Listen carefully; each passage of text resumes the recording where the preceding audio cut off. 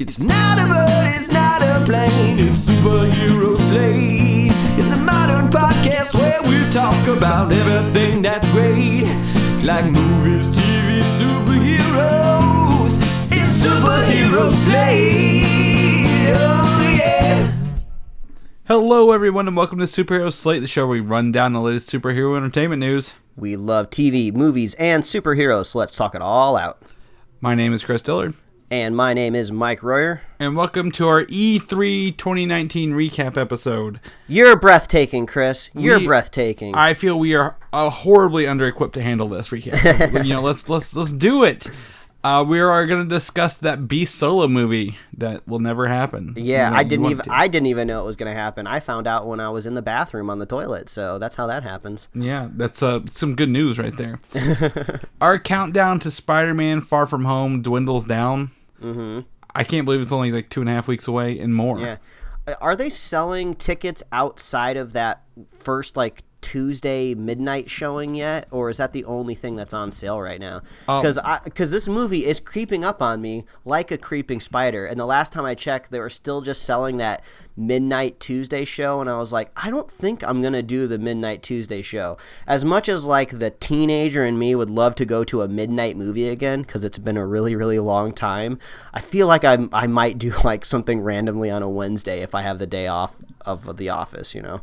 Yeah, I mean, yeah, all mine are, I'm pretty sure when mine went up, mine are all the way through that following Sunday even. Okay, cool. So maybe I'll be able to snag something. And it might be easier to snag something because it's this whole week heading up to it. You know, people might be saving until the weekend, so I'm sure I can weasel my way into a showing. Yeah, I mean, hopefully they say it's going to make a lot of money, riding off the coattails of in-game. So. But Chris, we have more pressing matters right now. Yeah, come on, you're dying to do this, Mike, and let's do it. I am extremely thirsty. So we tangentially talk about Stranger Things every once in a while on this podcast. It's in our realm of nerdery. We're not exactly experts on the show, but if there's one thing Chris and I absolutely love, it is snacks, and when snacks cross over with any sort of pop culture brand. So Coca-Cola has teamed up with Stranger Things, and they are bringing back the old/new Coke. So that is, in quotation marks, new Coke that came out in 1985. Everybody hated it, and everybody freaked out. There's riots in the streets, I'm sure, and they thought the Coca-Cola recipe was disappearing for this new Coke flavor, and then sales plummeted.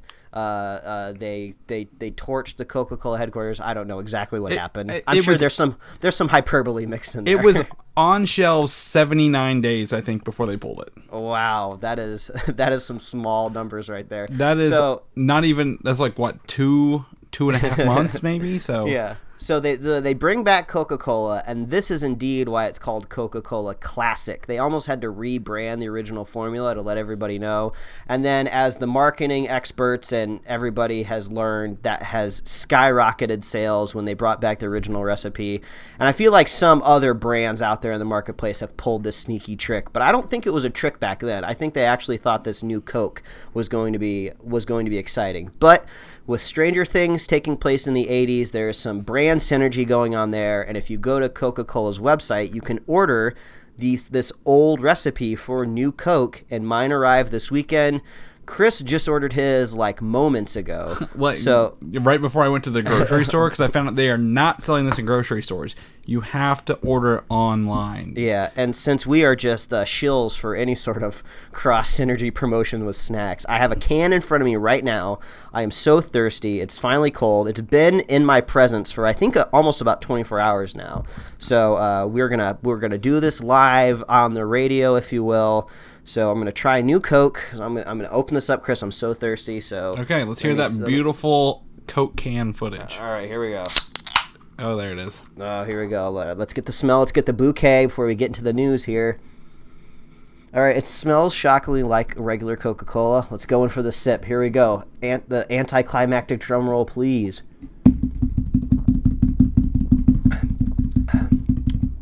Okay. This kind of almost tastes exactly like normal Coca-Cola.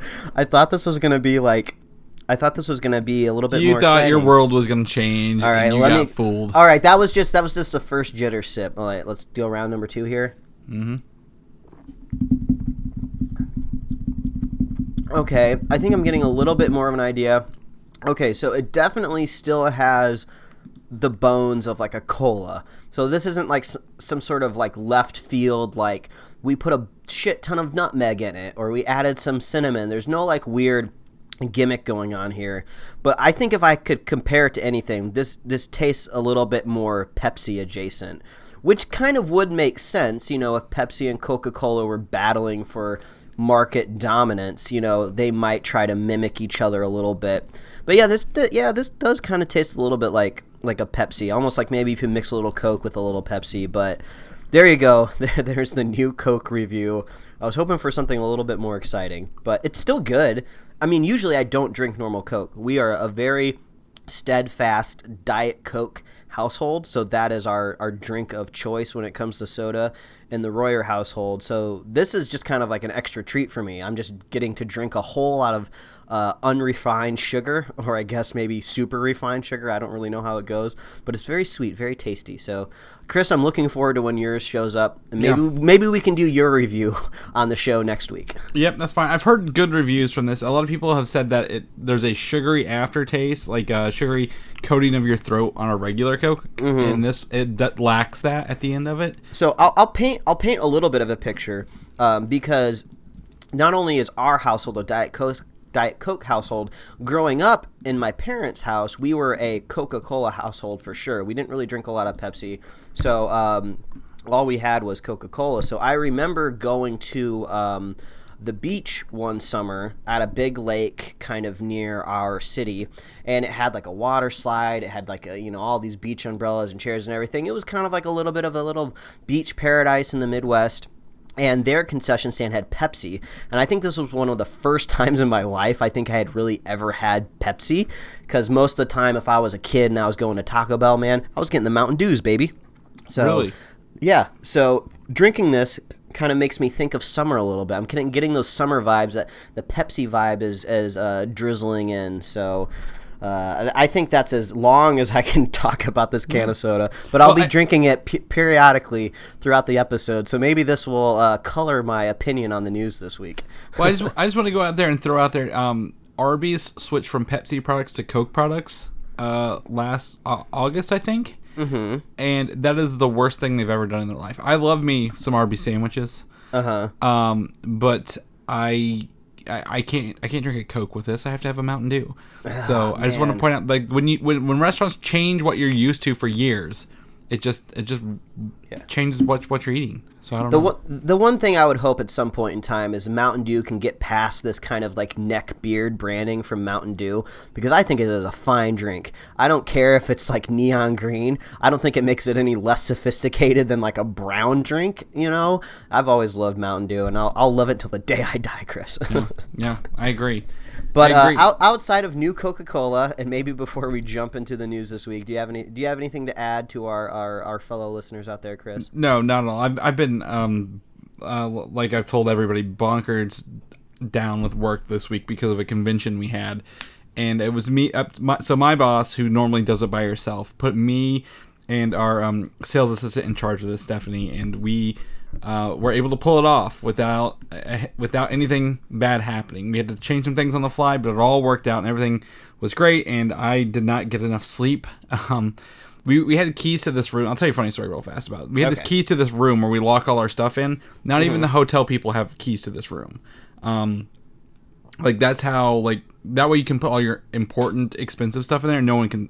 If it's gone, it's not the hotel's fault. It's your team's fault. You know what I'm saying? Gotcha. It's a plausible deniability. And I had my key, and I was like, I'm not gonna lose it. And every time someone said your key, I whipped it out. And then I got home Thursday night, and I couldn't find my key anymore. And I was like, yeah. Because I bought my first pair of skinny jeans. So I rushed home to try them on. And it fell out of my pocket. I'm like, it's got to be in the house somewhere. I know I had it when I got off the bus from our event. And I got in the car, came home, put on the skinny jeans, and that's the only place it could be. Oh my god! I just love how this story, the crux of this whole story, is the skinny jean. It is. Like that's where it was. And apparently, when I tried on the skinny jeans and I carried my work pants out, they fell into my work boots that I put on to mow my lawn in. And I didn't think to check in the boots. I checked under the boots and under the tray that the boots are sitting on, and everywhere else, but not in the boot. And I went to put my shoe on yesterday to mow my lawn, which I wouldn't have done for another week because it's raining here. But I got a moment of sky clarity and found my key. So I was like, haha, I'm not going to be charged $150 for this stupid key. So well, Chris, I want to say I'm very proud of you for trying and experimenting with a new gene. And I just want everybody out there in the world to not ever feel bad about trying on some sort of new piece of fashion, because I have this mentality about clothing that, like, clothing in general is a whole farce. Like, fashion in general is this an entire ridiculous concept. You know, if you wanted to be 100% practical about what human beings should wear, we would probably all be in like gray jumpsuits. You know, we would just, it'd be practical and it'd have tons of pockets. It would be only for function. But since that's not how we operate as humans, we might as well just all assume that fashion is just all for just wanting to look cool or feel good in what you're wearing. So just feel free to just throw shit away in your closet that you haven't worn in a really long time. Go out to the store and buy something new and exciting. It totally changes your outlook when you just wear something new. So, and you might create something new that day, wearing a new cool t-shirt, or maybe you'll have a spark of a new idea or something. So this is where we would plug a clothing sponsor if we had one. Yeah. Well, I got them off Amazon, and they fit perfectly right out of the box, so I was very happy with that. So yeah. Well, Chris, I honestly think it came from a bag, so I think you're lying, because Amazon is probably shipping your jeans in a bag. So you're right. It did come in a bag. It was Boom. like looked like a yellow envelope, with the. Yeah, that's what it was. Boom, roasted, Chris. Anyway, but you've got me thinking about this new Coke and how it would have made watching this movie that much better. Men in Black International's out in theaters. Oh, sounds like we're rolling into the news, baby. We are, because Men in Black International's in theaters, and I went, Mike. You didn't go. No, I'm not going to say not my cup of tea, but if I didn't watch the last two, what exactly is driving me to this one right now, Yeah, so I like the original. Everyone loves the original Men in Black. And this one suffers from what I'm going to call Dark Phoenix syndrome. It's not bad, it's just boring. Oh, ouch. And I just want to, I'm not going to tell anyone why or what, anything about it, but save your money for something else. Like, go see anything else. Go see Toy Story 4 this week instead, because Men in Black International is not the movie you were looking for. And I think I even got one point where I was looking around the theater. I pulled a mic. I was like, what's over there? Yeah. What's going on with this wall? Where'd they get this carpet from? Exactly. That carpet on that wall is starting to come off. I need to glue that back down. So, Men in Black International, if you want to see it, that's fine, but don't expect to walk out with your mind and world blown away. It's kind of a shame, and actually it makes me think about the first Men in Black film, which could be one of the best comic book movies of all time. Probably, maybe not top 10 since the competition out there has gotten so fierce, but if somebody was doing maybe a top 25 poll, I would think maybe Men in Black would be thrown around a little bit. As long as they're reminded it is in fact a comic book movie. A lot of people forget that. And what sucks about all the new Men in Blacks compared to the first one is that first one, so I mentioned, they live in a gritty, grimy universe, and the Men in Black stuff, the weapon stuff is a little shiny, but it's not fully futuristic tech. It's just shiny retro from the 70s look, and which is awesome. And everything from there just got shinier and cleaner and sleeker, which isn't fun at all. No. So 2 and 3, they all suffer from that, and I'm kind of disappointed in that. But I mean, and also the first one had real life puppets and everything went CGI, and also such a Will Smith movie too. I mean, it would not be the same if Will Smith wasn't in that role too. I mean, we love Tommy Lee Jones, of course, but that's a buddy movie for sure.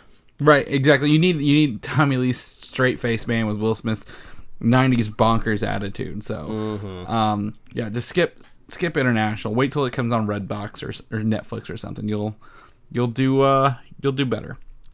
Just like Dark Phoenix, which is our next topic. The original ending, according to an interview with Ty Sheridan, who played Cyclops, the original ending actually involves Skrulls, Mike. Not surprised. which were probably the original versions of what were called the Jabari in the movie. And because you don't see them, they shapeshift into humans, and that's really about it. They're the most generic villains you'll ever see in your life. So, but yeah, there was supposedly it ended in the White House, or the lawn of the White House, with just Jean Grey, Cyclops, Professor X, and a bunch of Skrulls, according to him. So, would that have saved the movie? Probably not. No, I don't think so. But maybe when we get that home release, they'll have it on there as an alternate ending. Yeah, there's no way to get past that franchise fatigue. At this point in time, it's been, what do we say? It's been nearly 20 years. Like, the only solution is just the full stop. And Fox didn't really have that luxury, even if they weren't bought by Disney, because eventually they were going to have to make another X-Men movie or lose those rights. So they were stuck between a rock and a hard place for sure. Well, I don't think franchise fatigue is what killed it. I just think they stopped caring. Because if you look at, like, it went really, really well. Like, X-Men 1, good. X-Men 2, good. X-Men 3, not so good. Origins Wolverine, not any better. But First Class came back and kind of revitalized it. And even though I don't like Days of Future Past like everybody else, that's still a good movie too. And the Wolverine and Logan picked up that franchise. It's just... Man, talk about a movie that fell to the wayside. Wolverine. I liked that movie when it came out. Everybody was really mad at, what was it, the Silver Samurai? Was that character's name at the end? That it kind of went all mech-ish. But it was fun. It was kind of cool seeing a A-list superhero in a different kind of location. Usually you just always see him in either desert or the United States somewhere, you know? Yeah. Actually, my friend Andrew, he came over and we played Uncharted today. I forgot to mention that at the top of the show. Andrew, he listens. Thank you, Andrew. I let him borrow the Wolverine last time he came over because he hadn't seen it yet. I'm like, you're gonna love the train fight sequence. Like it puts Captain Marvel's train fight sequence to shame. I forgot about that scene. And just to make sure everybody's on the same page, this podcast is slowly going to turn into an Uncharted podcast because Chris decided to usurp my playing of Uncharted and skip right to Uncharted 4. So now he's about to be locked and loaded with all the spoilers. So now I got to do his bidding or he'll I've got power. Spoil. Yeah, I'm still on the second game, man. Got to give me time. That's fine. I skipped all the God of Wars and went right to the fourth one. So I mean, a lot like Fox, I don't care about continuity, Mike. I'm just going with the newest thing. Good segue. I'm enjoying these segues so far this week, Chris. You're doing good. Thank you. Also, Dark Phoenix suffered the second biggest ever second week drop for a superhero film, a big budget superhero film. Yeah, those drop-off numbers are incredibly important, especially if you have a rough start. So if they were only pulling in $33 million or something like that on the first weekend domestically, man, it's not going to be a good sign for them. But why do they care? Disney bought them. Yeah, well, I mean, hopefully they were going to see some residuals at the end, but I mean, it went down 81%. It went down. I'm trying to figure out here what the actual percentage. I mean, that's worse than Godzilla. I think if I remember right, King of the Monsters dropped maybe 70-ish% from the second week. So it's not doing better than Godzilla. Oh, I'm sorry, I had this wrong. This is the biggest ever drop. It went down 83%. Your fact checking did not help it. Nope, it did not. Dawn of Justice, Batman v Superman, went down 81%. Ooh, and this went 83%. So, not doing it any favors. Even with Men in Black International being out there, but that's okay because it could do it a favor, and it saved them the. I don't know if this is... I didn't read the script yet, but they were going to do a Beast solo movie. Someone was trying to pitch one at some point. The Byron Burton, I have no idea what he's done before, but John Ottman, who is a longtime X-Men movie editor, including Days of Future Past, X2, I want to say New Mutants even, and he's also a composer, for fun, did a Fear the Beast. It's called Fear the Beast. It's a Beast solo movie. And the whole script is online for you to read now. Yeah, I didn't get a chance to poke through the script at all, but I was reading the article that was kind of covering this story, and they were kind of giving the summation of what was going on with the script. and kind of how it came together. And I thought it was kind of interesting, not really because I wanted to see this movie, but they talked about how since an editor was writing this film, he was writing the movie from a point of view of, if this movie got made, how would I save myself trouble, if I was editing this? Because he was kind of having all of these horror flashbacks of editing X-Men movies of the past and how he would have to edit out of all these problems that they would deliver him. So it would be kind of interesting to see what would happen if an X-Men editor did write an X-Men movie. I mean, we do know when people from other parts of the entertainment industry start making movies, we get gems, like John Wick. Like, that's what happens when stunt people make a stunt movie, because they're thinking about the stunts from the bottom up. And I've heard some people, like, I'm not the best critic when it comes to editing. I don't really know exactly what the magical formula is for getting stuff going and what's a good edited scene and what's a bad edited scene. But Dark Phoenix was incredibly boring. So I don't know if that's an editor's problem or what exactly is going on there. And maybe an editor couldn't even save it, if depending on what was coming their way. So maybe if it started from an editor to begin with, maybe that could be interesting. So I have to say, even though this dude did not get paid to write the script, I just want to give this dude props for just having the energy to go and do it. And now it's out there, and go and read it. So if you're just curious, and usually you can read scripts about as fast or faster as you can watch a movie. So if you got like a spare 2 hours, you can probably get through it and tweet at us. Let us know what you thought, because I don't think we're going to read it. Yeah, I think, I mean, I've kind of skimmed through it. Like I said, I think it's set after Days of Future Past is when they were going to make it, if they did make it. So, but I think one thing that they were thinking about, so now I remember through the article, Mr. Sinister was supposed to pop up like in an end credit scene. Yeah. Which is just another example of Mr. Sinister not getting started in this universe. But thank God they didn't, so Marvel can use him.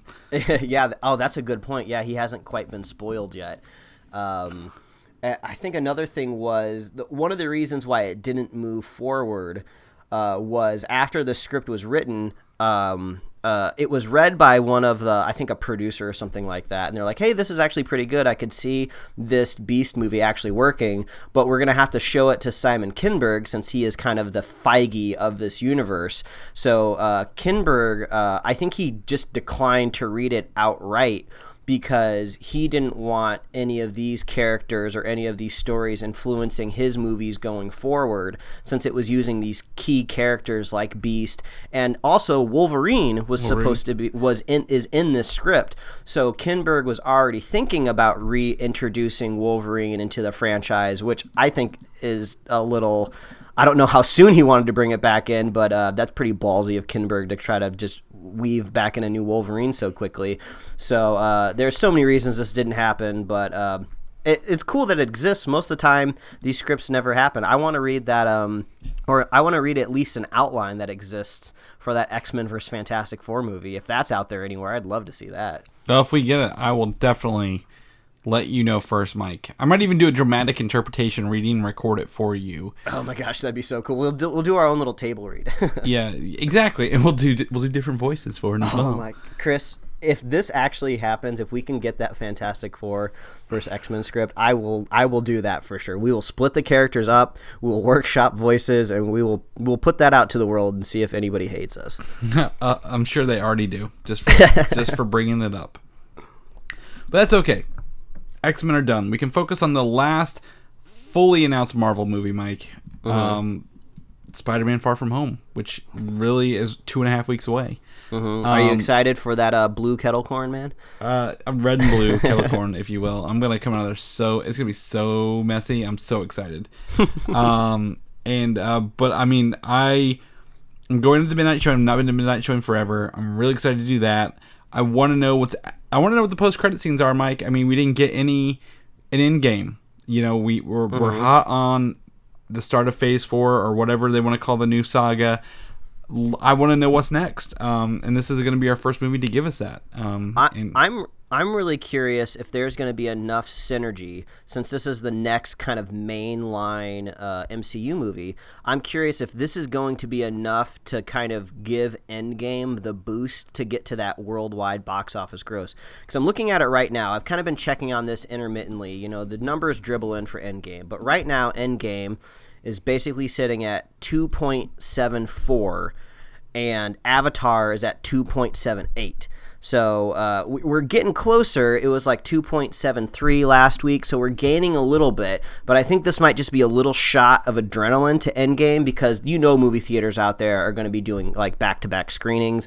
People are going to want to maybe go check out Endgame if they hadn't had a chance to see it before Spider-Man comes out. Those few little stragglers, or maybe just people want to rewatch it because they're like, oh, if there's a new Marvel movie coming out, Endgame might be dropping out of theater soon. So I don't know what the experts out there are saying about the box office, but it's getting a lot closer, so Spider-Man might be the shot of adrenaline that Avengers needs. Yeah, and this was the first week I think they said that Endgame was not in the top 10 for the box office. Mm-hmm. And how many movies have come out since then? Like big ones. Yeah. So that's definitely legs. And if you look at the we talked about the percent change every week. It's the percent down is actually is slowing down. So it was like -27 this week compared to -39 before. Mm-hmm. So week over week, I think it might be able to do it, and we'll know better after Spider-Man, that's for sure. Mm-hmm. But I want to know about Phase 4. Phase 4 is where my mind's at, where I'm thinking when I'm not doing daily life things. Right before I go to bed, I'm like, I wonder what movie's next. Keeps me up at night. But Marvel, there's an announcement that they're looking to cast someone called the Benefactor. Okay. And the Benefactor is known to be in Ant-Man and the Wasp as Sonny Burch's mysterious employer. And Sonny Burch was the guy who was trying to steal the technology, the goofy guys who were trying to steal the technology. Yeah, okay. From Hank Pym's van and stuff like that. So, rumor is the Benefactor maybe Norman Osborn? Is he the guy who bought the Avengers Tower in the last Spider-Man movie? And they're revamping in this one? That would make perfect sense, wouldn't it? I mean, I love I don't know what the Benefactor is. I don't know if he exists in the Marvel comic books, or if they're maybe just changing the name and they'll reveal it and he'll be a bigger character. But I do like the idea of a really smart / evil conniving person just seeing an opportunity after this whole unsnapped thing has happened and just going in and grabbing like what they can when people are too busy not looking. That was one thing that was really cool about Civil War. We got to see what one ordinary man could do with enough persistence, and he was almost able to take down the entire Avengers just with his conniving intelligence. So imagine somebody like Norman Osborn with all of this money. What could he do working under the shadows? Maybe he could have heroic reasons, kind of like how all villain thinks that they're the hero at the end of the day. So I love this idea that maybe instead of doing a gigantic Thanos that is hovering over all of these movies for like a decade, maybe we go smaller scale, somebody in the shadows that finally reveals themselves. Kind of seems like what they wanted to do with Mr. Sinister over at X-Men. So Norman Osborn, I think that's great. Somebody's got to get into that tower. It's a coin flip, I feel like, between Norman Osborn and the Fantastic Four. So we'll see what happens. Yeah, and Osborn, if they wait to introduce him to the third Spider-Man movie, and they kind of tease him throughout the MCU throughout, that's a good introduction for him, rather than just throwing him literally in every Spider-Man movie you can, like they have been doing, pre-Marvel. So, yeah, that's I'm excited. I'm excited to see kind of what that is, and maybe we'll find that out in Spider-Man in a couple weeks. Mm-hmm. Did you know that Jessica Jones is on Netflix? I did know that, Chris. Yeah, we talked about it. I've not watched it. Yeah, I want to, but I don't know if it will. I read the ending of the show because I was like, I want to know, how does this all end, Mike, without actually going and wasting the time and doing it. And so that you can go read that on, or you can watch it on Netflix. But I did want to say 2 unspoilery images about what's her face. I forget her name. Trish Walker, who plays Patsy in the show, doing a costume thing, and they've done this in almost every season of Jessica Jones so far.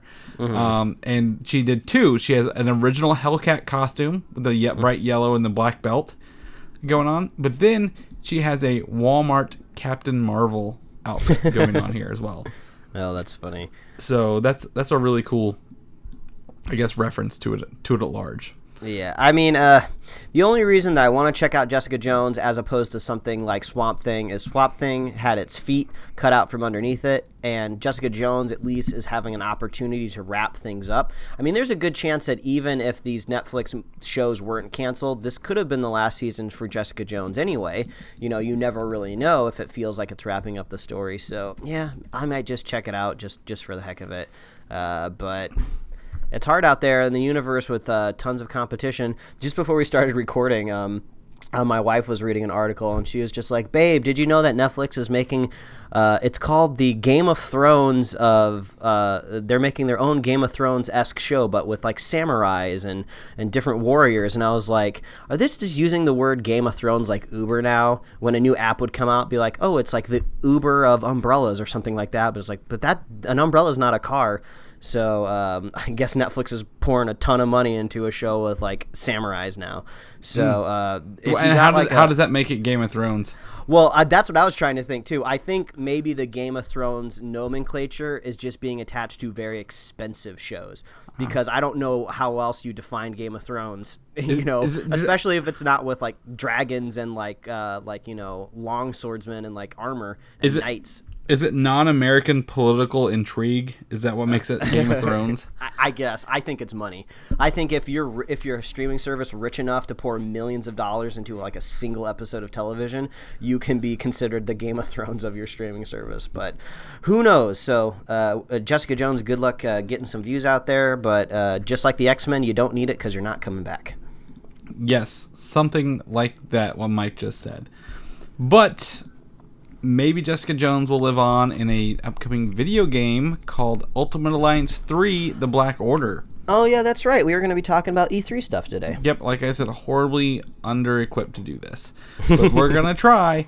So, Ultimate Alliance 3, I have been playing Ultimate Alliance 2 all week in my downtime, Mike. If I had 5 minutes, I pulled on Ultimate Alliance 2, which is essentially Marvel's Civil War storyline, the comic book version.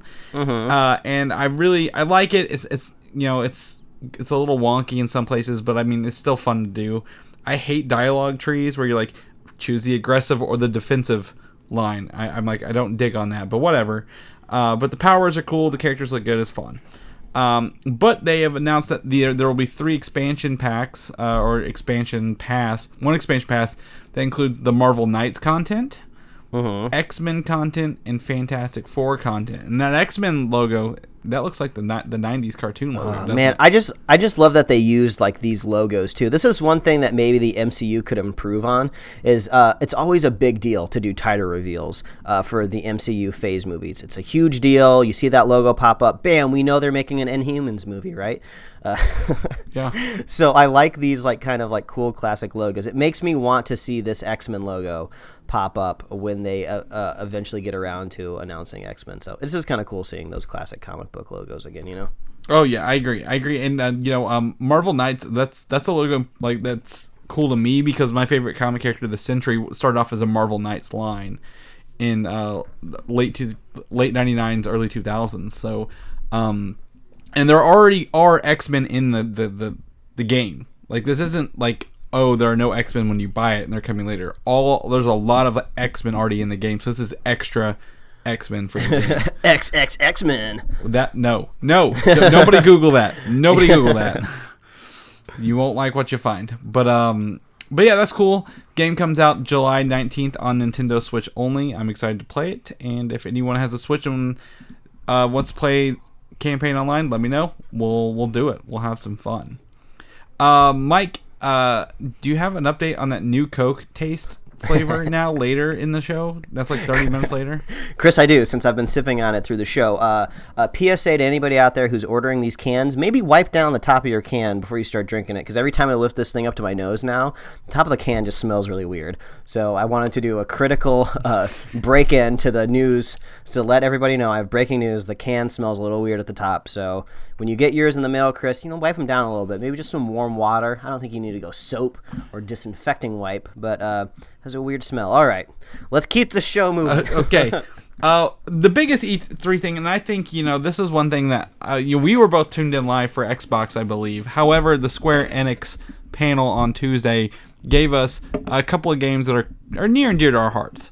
One of them that we were excited to see was the Marvel Avengers video game. And we finally got some cutscenes and some gameplay and some information on it. And I have to say, in the first trailer, I am very excited for this game, Mike. I still don't know. Well, there's a lot to see going forward, but I really am digging on this game. However, if you are expecting the movie versions of these characters, you are about to get a shock to your system. All right, so I'm ready to address this situation because this is one thing that's been kind of bugging me in general. I thought about turning this into a Mike's steamed broccoli segment, but I feel like maybe it was a little too disjointed and I didn't have quite a chance to collect all my thoughts. But I feel like I'm getting a little exhausted with kind of this pop culture, outrage culture. We went through the whole Sonic outrage and everything, and I get that, and there's some valid criticisms there for the design. Yeah. We saw, we're going to talk about Final Fantasy VII in a little bit. I saw some people complaining about how some of the female characters were designed over there too. Some valid criticisms there. And it just gets to a point where it's just sometimes I just get tired of hearing people complain about something that's such on a lower scale of what else is going out there in the whole world, especially when politics and the world news and everything is so much more pressing. So when I start to see people complaining about the design of the Avengers in a video game, I'm just oh my God, find something else to do with your time.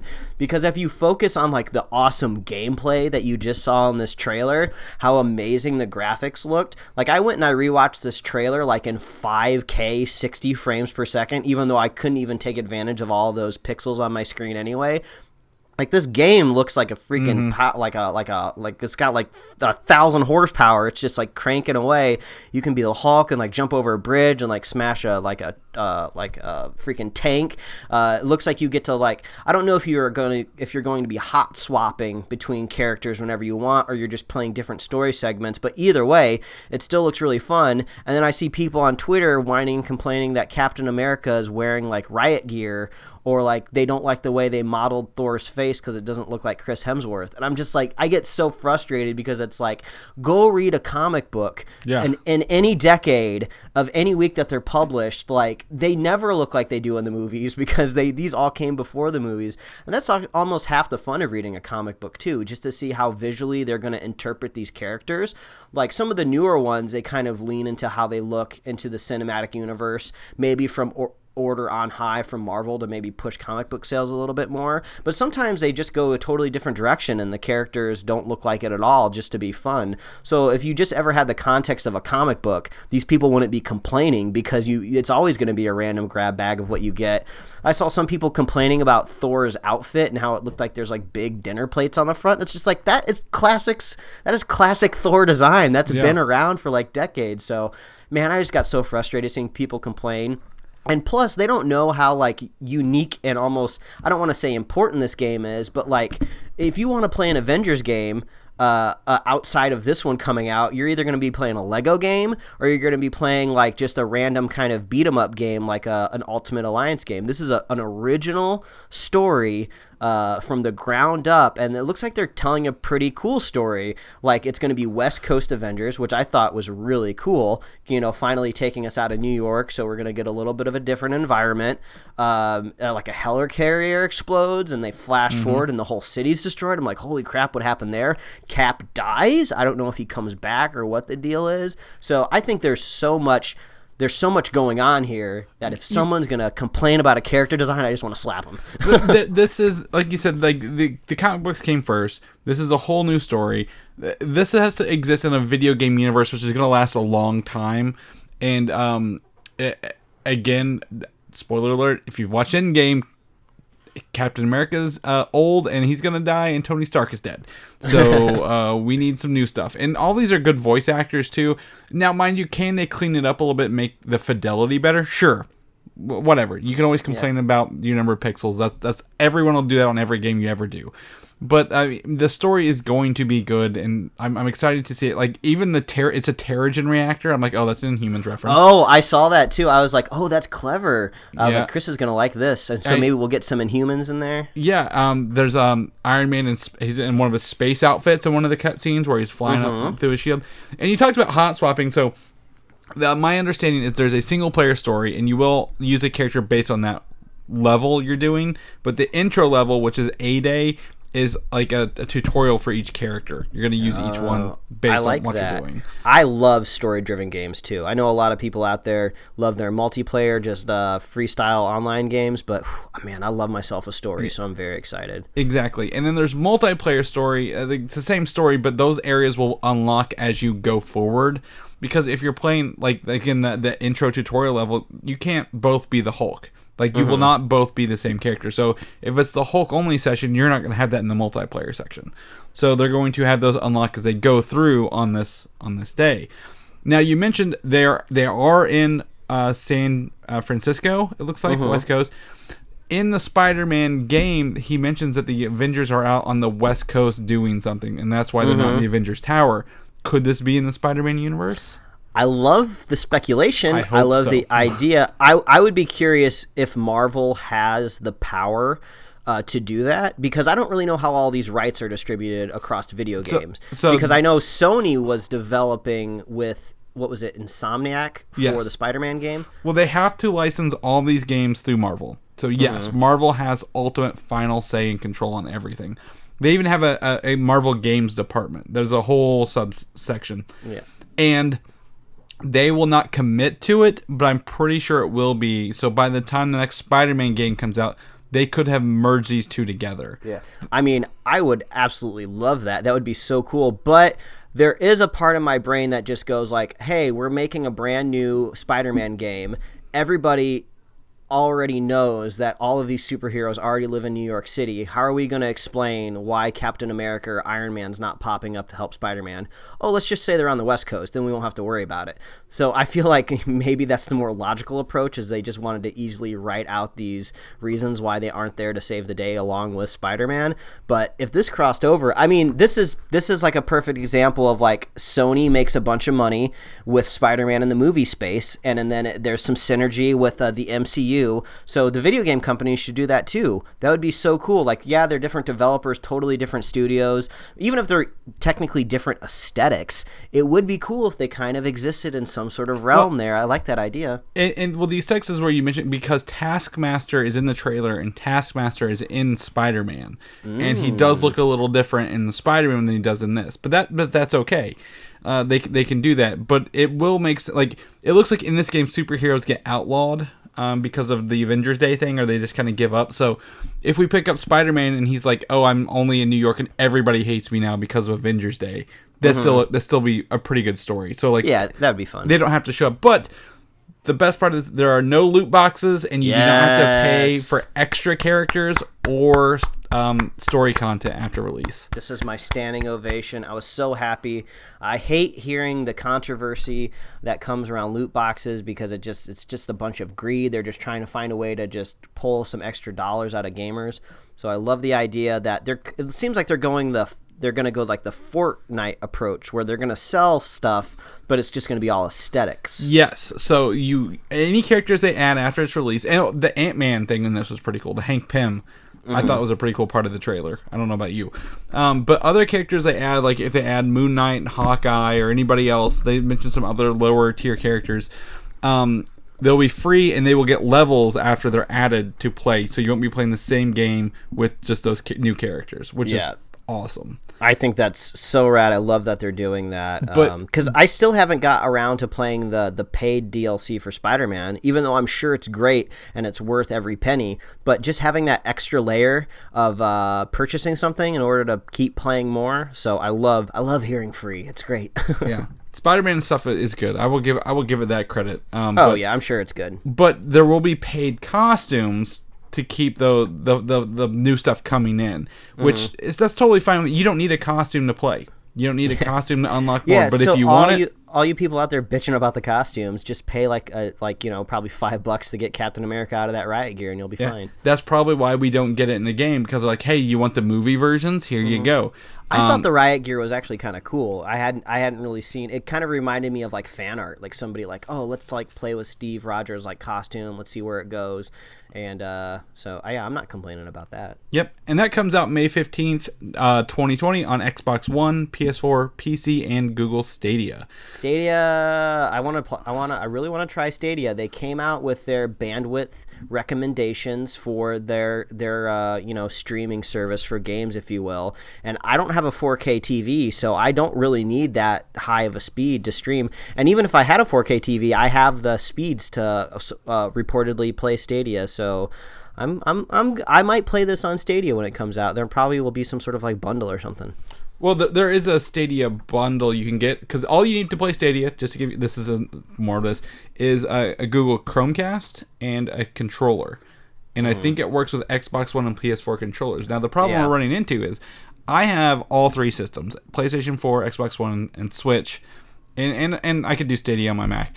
Mike, you only have a PlayStation 4 and a computer, and our friend Quentin has an Xbox and a Switch. So between all three of us, we're almost there. We're almost all on one system. So with Stadia, we could pay for $10 and play it for a month and do that rather than having to buy a brand new system. I think the thing that is actually kind of like really cool about Stadia to me is that the Stadia controller doesn't actually connect to the Chromecast. It actually has to be a Chromecast Ultra, but I don't think it's that much more expensive than a normal Chromecast. Well, the Ultra is just to get the 4K. Oh, gotcha. Yeah. So the controller doesn't necessarily connect to the Chromecast itself, and it's not like a controller connecting to a console. The Stadia controller connects directly to the internet, so you are actually controlling a server, like probably somewhere in Silicon Valley, and then your internet connection is showing you what you're doing to the server, basically. So I kind of like this idea that I can take a Stadia controller with me anywhere, and I can just turn it on, and I can pull up a Chrome window on my computer at the office. I don't know if it's been confirmed for iOS yet, but theoretically, I know if I had an Android phone, I could just pop out my phone and connect my controller to the internet, and I can play right there on my phone. So it's just totally like screen independent. So I just love that idea that this controller goes with me anywhere, and I can just play as long as I can access Chrome. So I'm standing for Stadia over here. Yeah, that's what I'm doing. We're gonna try it out. And if you don't want to buy a new console, you can get Stadia. But I'm excited about the new Xbox console. And details are still sparse on this. It's coming out holiday 2020.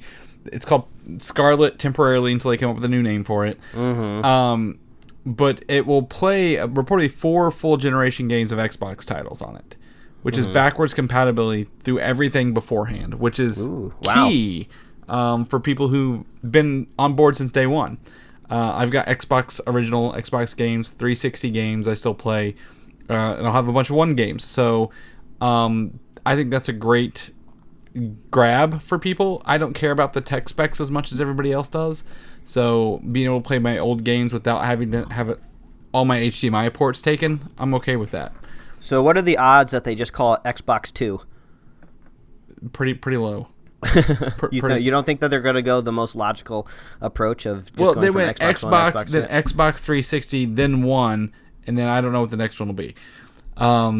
If they just call it the new Xbox and pull an Apple, I'll be fine with that too. Well, if they pull an Apple, there's a chance they just call it the Xbox S.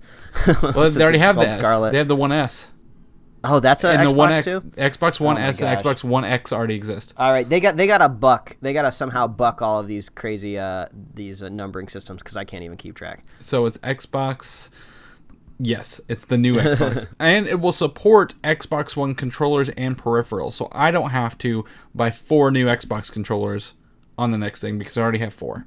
The Xbox controller is almost tied with me for sure with the PlayStation controller. Those are solid systems. I was playing some Dark Souls over at a friend of the show, Quentin Parker's place the other day on like a Switch controller, and so much of that game requires the shoulder buttons, and as you know, the topmost shoulder buttons, so I don't know what they're called on the Switch, but on like the PlayStation 4, it's like L1 and R1. Yeah. They're so skinny on the Switch. Like Quentin was telling me that you're kind of supposed to be playing with the Pro controller, but those shoulder buttons are so skinny on the Switch. There's just so many configurations for those Switch controllers. It's a little concerning on my end, but man, that Xbox controller is solid. And didn't they just announce support? Can't you also use this with the new iOS, the Xbox One controller? On iOS 13, you can use an Xbox and PlayStation 4 controllers right out of the gate. You can connect via Bluetooth and use them in every game that supports a controller right now. That's so cool. You can just buy one controller and then you can just kind of take it all these different places. I look forward to the day. I love the Xbox controller. My hands, I have the muscle memory of an Xbox controller like nothing else. PlayStation doesn't jive with me because I don't like using both thumbs inward for the joysticks. Yeah, you want those offset joysticks. Yeah, and nothing against. I've been playing Uncharted with the PlayStation, but the Xbox one is my go-to. But you mentioned the iOS 13. What I'm excited is Xbox One is getting called X Server for cloud computing, so you can stream all your Xbox One games to whatever device you're playing on, and then use that controller to play it. So if I want to play Ultimate Alliance 2 when I'm out in LA with you, Mike, we can stream it to my iPad and use my Xbox as a server for that stream. That actually would be pretty cool. Be in line for like a panel playing some Xbox. Yeah, exactly. And you know, again, nothing against the Switch, but we both have iPads, right? So we can. Well, I know the internet connection is very spotty in the San Diego Convention Center, so you'll really be putting that service to the test. That's for sure. Yeah. Hopefully it's out by then. If not, I'll just have to go next year. No big deal. No big deal. So I think that was really cool for Xbox. Star Wars Jedi Fallen Order. Did you get to watch any of this gameplay? I watched like a 30-minute thing. I think I saw some animated GIFs, but I haven't seen any sort of trailer update since that one that they did a few weeks ago. So I read a report that the lightsaber colors can change color. So cool. I like that. And then the biggest thing was a big introduction from Saw Gerrera, who was played by Forrest Whitaker in Rogue One, and he also made his debut actually in Star Wars: The Clone Wars animated series before that. So we get a nice middle range of those two ages in this, and you're helping with the Resistance along the way in this era. So I think the Force powers look cool. I was really excited to see it. It's not quite. Everyone was like, "Oh, it's not dark." Thought it was going to be Dark Soulsy. It's not Dark Soulsy. It's probably more, I think, in line with the God of War games, the more recent one, where you need to be deliberate about it and make sure you block and dodge because. I don't know if you can bring the difficulty level of a FromSoft game to a Star Wars game. It's just Star Wars is too much consumer, broader facing. If you raise the difficulty that high in Star Wars, I think you might turn off some people. Yeah, but I think they were right in like you have to learn how to parry and dodge because you can't just take all the blaster shots. It's gonna be like Sekiro. Ooh, this might be fun. Yeah, so I'm excited to see more of that. That comes out later this year. Are you a Final Fantasy gamer, Mike? I don't know the answer to this question. I have not so much the whole kind of chronology of all of these different games, because they're up to like they're past 20 now, aren't they, for Final Fantasy games, or they're getting up there? No, 15 just came out. Oh, okay. This is like mind you, there are spin-off games and remakes and all this other bullshit, but yeah, 15. This reminds me a lot of like Now That's What I Call Music. Like we went by one and they still sell the CDs in our grocery store. We're like, holy crap, they're like up to like 70 or something now. It's insane. But I did play Final Fantasy VII back in the day when I had a PlayStation. I have fond memories of the gaming experience because this was maybe one of the last summers of my life where I didn't have a job as a kid, so it was just every day wake up at like noon because this is summer vacation, and then I would just play Final Fantasy VII like all day and then like go back to sleep at like 3 a.m. and then wake up at noon and play more of this game. So I was all encompassed with this game. And I was trying to like max it out. I didn't just want to beat it. I wanted to like 100% it, which is kind of difficult to do for Japanese RPGs. There's like a lot of hidden creatures. I remember there's this boss that was hidden like underneath the ocean in Final Fantasy that like was between like the two continents because the game is very large. There's like a huge map. You traverse it with this huge like floating ship. So I was trying to 100% this thing. So I have fond memories of really being into this game. So, but it never really stuck to me, like a huge hardcore fan. So when I heard that they were making a remake, I was like, yeah, that's kind of cool. I might check it out. But some of the stuff I've seen so far looks pretty cool. Yeah, so it's a Final Fantasy, it's a remake, and we've talked about this, it's not a remaster. They've already remastered this game. You can go buy it right now on iOS store even, or the Switch.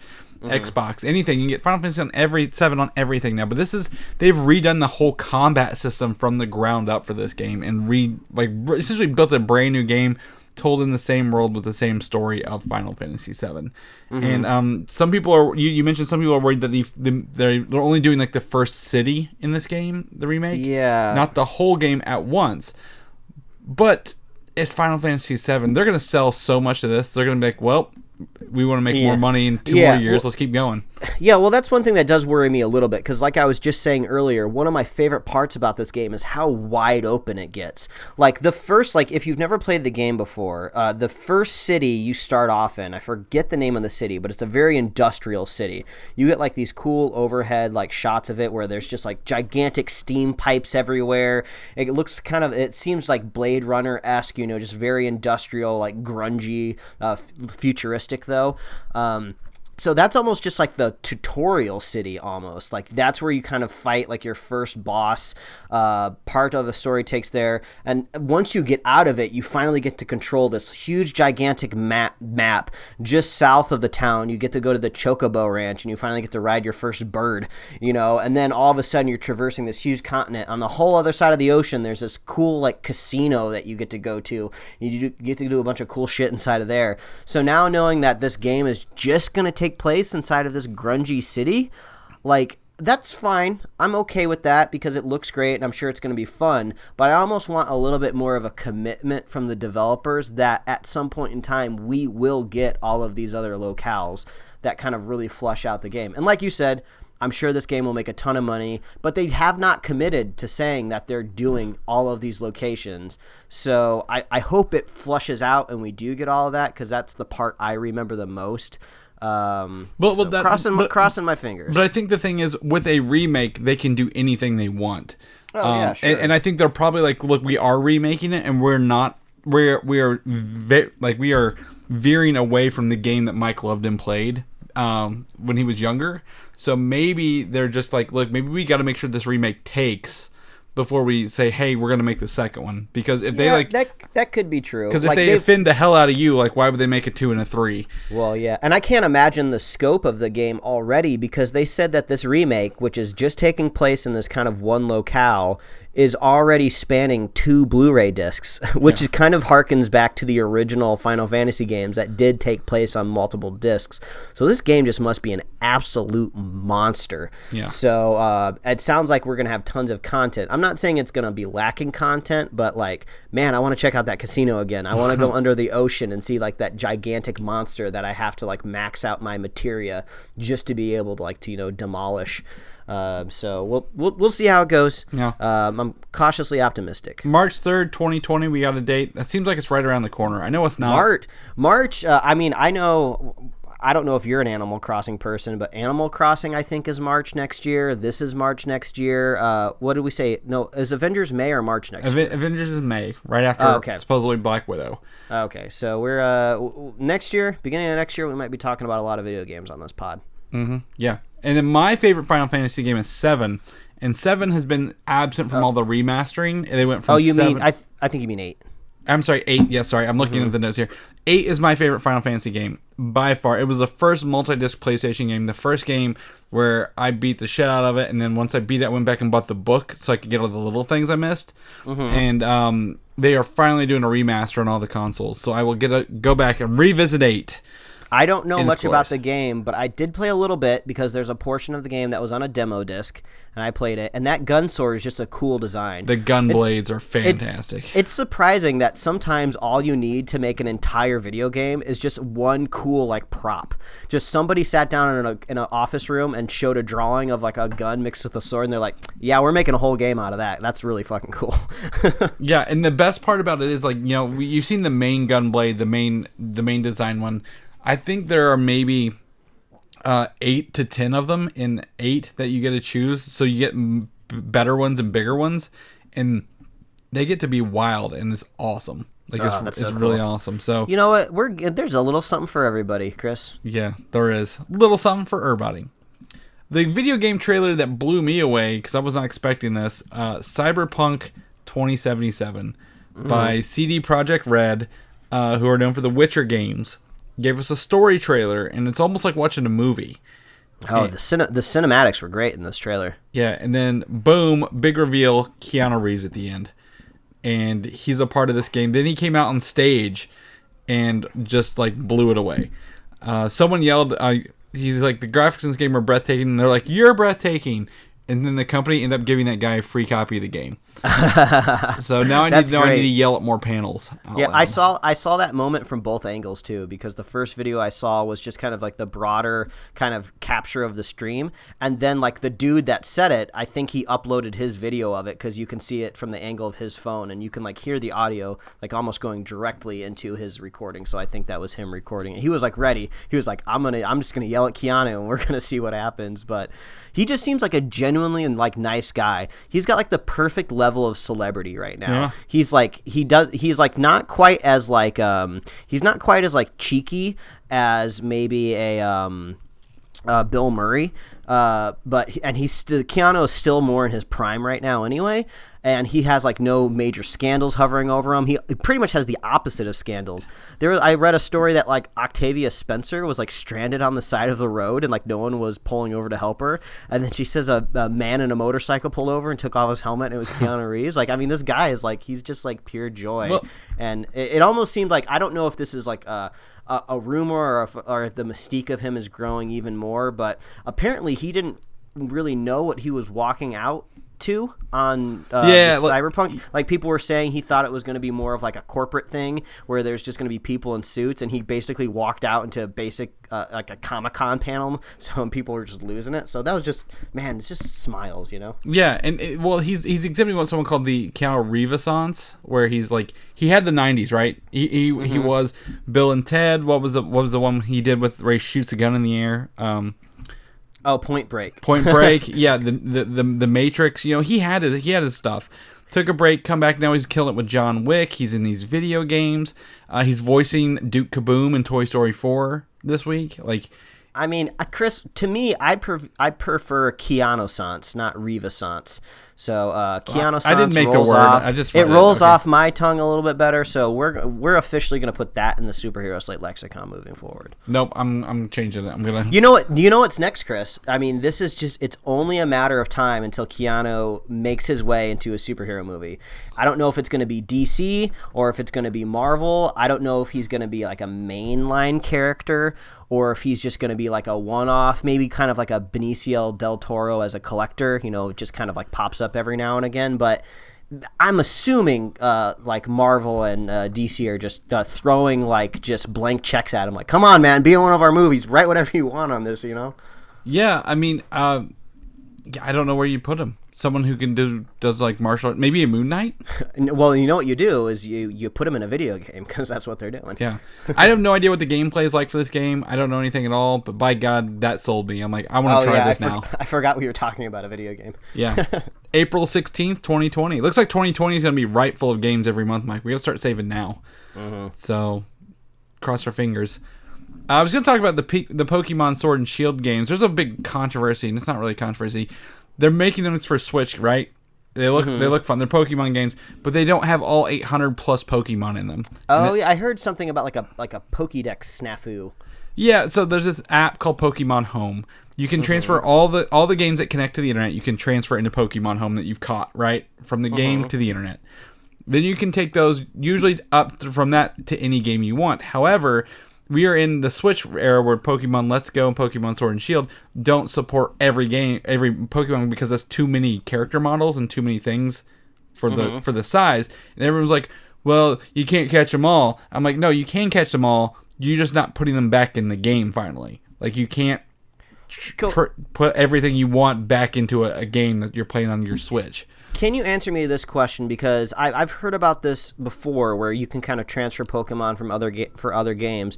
Do you have to like beat the game to transfer your Pokemon over? Because what's stopping you from starting a brand new game and just like transferring like a level 100 Charizard to your team and just like blasting through the whole game? Is that not possible? No. So it is. So there are two things stopping you from doing this, and these are built into the original games. You cannot transfer a Pokemon until you get so far into the story. Okay, I think I do remember that. That technology is not active until probably, I would say, sometimes 20%, most of the time 60% of the way through the story. Mm-hmm. I used to have Pokemon Gold and Silver. My brother washed his gold so the battery didn't work anymore, so it wouldn't save. So I would get on gold and blast through that all the way to the big city in like 3 hours to transfer the stuff over that I wanted out of his, and then have to redo this every time. Oh man, I love that's hilarious. Yeah, that's 90s video games for you right there. And then the other thing is, Pokemon over a certain level will not obey your orders until you have a gym badge. That's right. You have to have enough gym badges. Like, isn't it like every gym badge you get, you can kind of level up like 20 more levels? 10, yeah, 15 more. Yeah, okay. Yeah. Oh, that's making sense. Okay. This sums it up. Yeah, why are people complaining? Like, eventually there's going to be another Pokemon game that comes out in like 20 years. Like, do you think they're really going to put like 2,000 character models on that? There's got to be a limit. Right, exactly. And as we, like, maybe they'll make the Pokemon Home thing. Maybe they'll make it to where you can like essentially a Pokemon viewer. Like you pull them out, you put them in a little thing and view them around, but you don't battle with all of them. Yeah, it sounds like people just need to reframe their mind. It's like, you are going to catch them all, but you're not going to catch them all on Sword and Shield. Yeah. You're going to catch them in the game and put them on Pokemon Home. So I guess Pokemon Home is where you collect them all. But you have to get them from other games. Exactly. And also, in terms of a game, like how much balancing would a game need to have all 800 Pokemon and still be like level across the board? I didn't even think about that. Holy crap. Yeah, especially when they're adding all these different types. Yeah, that sounds like a nightmare, a logistical nightmare. Yeah, so in terms of Pokemon Sword and Shield, like if you see that, it's not because you can't catch them all. They literally just can't put them all in a video game. So it's fine. Speaking of Pokemon, Detective Pikachu, probably still in theaters. It's the highest grossing video game movie of all time now. It passed up 2001's Tomb Raider with Angelina Jolie to get that record. So not a huge record to break, but good for Detective Pikachu. I think that movie was fun. Not the perfect movie. We've had some stinkers already this year, but that one was fun. I still have fond memories of it. And actually, I've thought about it a couple times since then. Like, this would be a fun movie just kind of sit down and watch again, just because mainly because of Pikachu and Ryan Reynolds just being so fun and entertaining. What the real test is going to be, what does a Pokemon movie look like without Ryan Reynolds? That's the real test. That'll be a test. As long as they can keep Mr. Mime and he's lit on fire, I'll take it. Yeah. Yep. So Monsters, Inc. is also getting a new series on Disney Plus, and we've talked about this. And we got our first poster for the show called Monsters at Work, taking place after the events of Monsters, Inc. And let me tell you, I thought this was 2D and not 3D, and now I'm surprised. Oh. Yeah, well, it looks pretty good. Yeah. I think Billy Crystal and John Goodman are returning to do the voices of Sully and Mike, but they will be focusing on this new guy here who looks like a generic alien. Looks like we're kind of... Maybe he's starting his new job at Monsters, or maybe he got a promotion, or maybe he's being like transferred from like another department or something like that. I did not like Monsters University like at all, so they are still like 1 for 1 for me. So they don't have like a positive record in my mind. They're still neutral. Yeah. So, but I really love the first Monsters Inc. That movie was really fun and really great. So I hope this is good. I think it's one of my favorite Pixar films, and I think Bug's Life is the second one. So people can just suck it. Star Trek, Quentin Tarantino's script, I guess the script for the story by Quentin Tarantino is done and confirmed to be R-rated. I don't think he's right. I think someone else wrote it. But if they move forward with this new Star Trek script with Tarantino directing it, it will be an R-rated Star Trek film, which, what does that even look like? I don't know. This is a great time for us to not really be huge Star Trek fans, because I saw a lot of people freaking out that they didn't want their Star Trek to be rated R. They didn't want kind of like this grimy take from Tarantino, which is kind of funny just because I feel like when this rumor first popped up like a year ago, people were really excited to see what was going to happen. But now that the script's done, like the narrative has changed, so I don't really know what's going on out there in the universe. But since we're not really huge Star Trek people, it's just kind of fun to watch it unfold. Like, I'm gonna watch it. It's gonna be crazy. Like, I'll see how this goes. Yeah, I mean, I'm in game with that. Like, I got no dog in that fight, if you will. And who says if to be R-rated it has to be grimy and gritty? You know, maybe it's language, maybe it's a little gory, but maybe it's not in your face. You know? I saw some memes that were like, oh, we're finally gonna see how to translate a Klingon into some very inappropriate swear words. So at least you'll get that out of the Klingon dictionary. I'm sure it already exists. I don't know shit about Klingon, but the internet's a weird place, man. They'll do it. Mm-hmm. We're going to wrap up with some DC news here to end of it. We don't have a whole lot of it this week, sadly. But the Batman, purportedly they're adding more villains, or maybe they may appear briefly, I don't know. But Two-Face and the Mad Hatter could also appear in the Batman movie. Oh, well, I don't think we've ever seen the Mad Hatter live action at all, so that would be fun. Is he in Gotham? Probably. I think you just have to assume that everybody popped up in Gotham at some point in time. He might have been a toddler. Maybe he wasn't quite old enough, but... Yeah. Maybe we get a Two-Face, that's not Tommy Lee Jones. Did Billy D. Williams play the Two-Face guy before he became Two-Face, I think in the 89 Batman Returns movie? I want to say Billy D. Williams was it. I thought Tommy Lee Jones was Two-Face. Well, that was in Batman Forever, but before that, Harvey Dent was played, I believe, by Billy D. Williams. I don't know. You know what? I can hear you smashing those keys I'm typing over there. this up. He was in the original Batman movie. There you go. You got your answer. You got it. And apparently he did not get paid for Batman Forever. Why would he wasn't in that. Anyway, so that's coming up. Titans, even though Swamp Thing's canceled, Titan Season 2 is moving right along, and they've cast actor Drew Van Acker. I don't know who that is, but he's going to be Aqualad. I did a Google, and he just looks like every standard pretty boy TV face you've ever seen. I don't really know what he's from, but Pretty Little Liars. That's all I got. I was disappointed that we weren't going to get more of a Young Justice Aqualad, who is like he's a huge deal in the Young Justice animated show. So we're just kind of getting like this standard hole punch white dude for Aqualad when he's been African American in I guess African American wouldn't be the right term. He would be African Atlantean.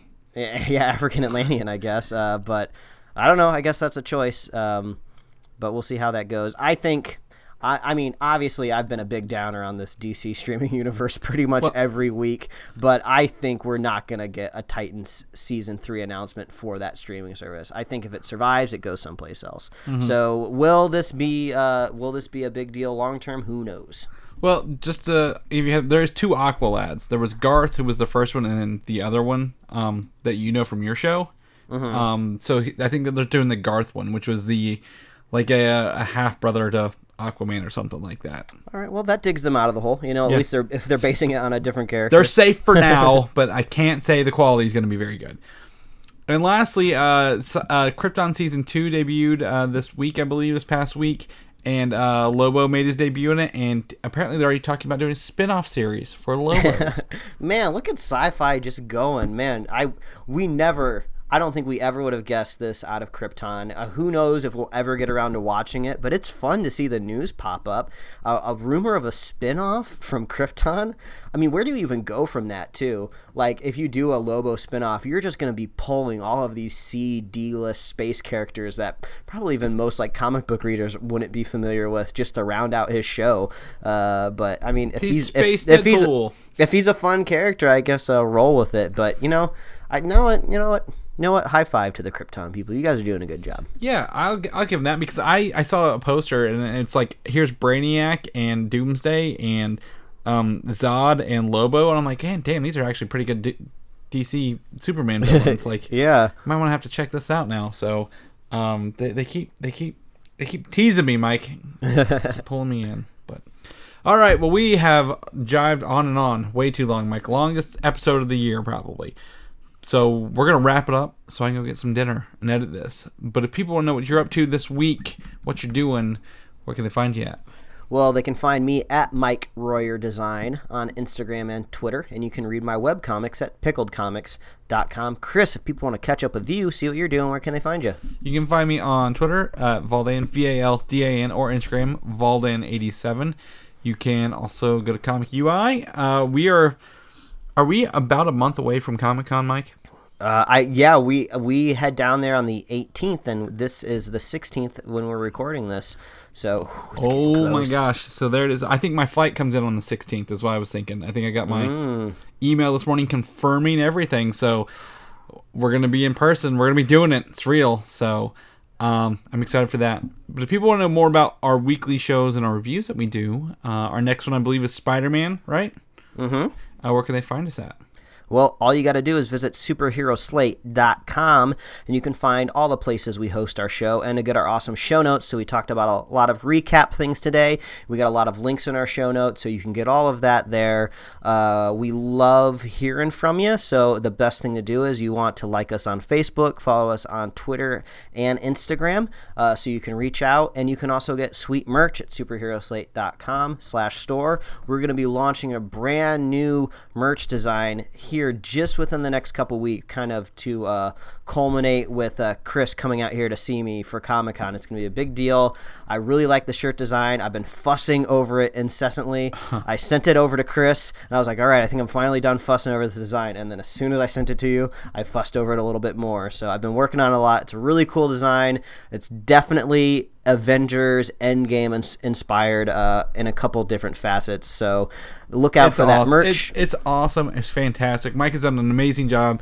It came out of nowhere. It came out of left field. I'm really excited to debut this to everybody. Yeah, so you'll obviously be able to get it on a shirt, hoodie, all the different places that you can put this design over at our TeePublic store, superheroslate.com/store. But also, if you're going to be at San Diego Comic-Con, we're going to be handing out stickers too. So if you run into us, we'll hand out a sticker of this exclusive design. So stay tuned. But we love hearing from you. Reach out. We love reviews too. There's so many freaking iOS updates coming and Mac updates, the podcast apps going to all these different places.